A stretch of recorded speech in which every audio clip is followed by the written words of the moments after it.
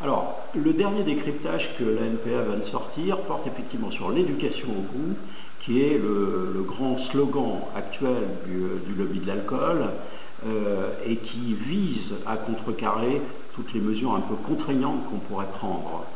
Le lobby de l'alcool se bat vent debout contre des mesures efficaces telles que l'augmentation des prix pour décourager la consommation des jeunes ou telles que l'encadrement de la publicité. Et évidemment, il propose sa propre solution pour, soi-disant, résoudre le problème.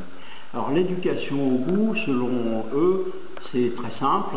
Il suffit d'éduquer les jeunes dans leur enfance ou dans leur adolescence à consommer correctement, et ça évitera les abus à l'âge adulte. Alors ça a plusieurs avantages évidemment pour le lobby de l'alcool. D'une part, c'est absolument pas contraignant, et d'autre part, ça ne gêne absolument pas le commerce des alcools. Bien entendu, nous, ce qui nous importe, c'est de savoir sur quoi ça repose, une telle dynamique, un tel programme, et si ça sert à quelque chose, si c'est efficace. Est-ce que ça a réellement fait diminuer, ou est-ce que ça fait réellement diminuer les consommations excessives, abusives d'alcool, le binge drinking, le biture express, etc. Alors, ce qu'il faut savoir, en premier lieu, c'est que ce postulat que l'éducation au goût serait efficace ne repose sur rien. Elle repose sur une simple affirmation. Ça n'a jamais été démontré, ça ne repose pas sur des données scientifiques. Et le pays qui en a fait l'axe de sa politique, qui est le Québec depuis plus d'une dizaine d'années, n'a pas des résultats probants.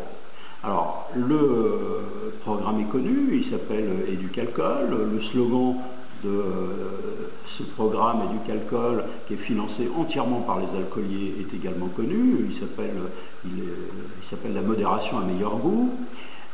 Mais pour autant, on n'a pas vu diminuer véritablement les consommations excessives au Québec. Et régulièrement, soit les autorités, soit même le Conseil d'éthique des boissons alcoolisées s'inquiète du fait qu'il y a une banalisation des consommations importantes, excessives et ponctuelles. Donc même au pays qui en a fait l'axe de sa politique de prévention, ça ne marche pas.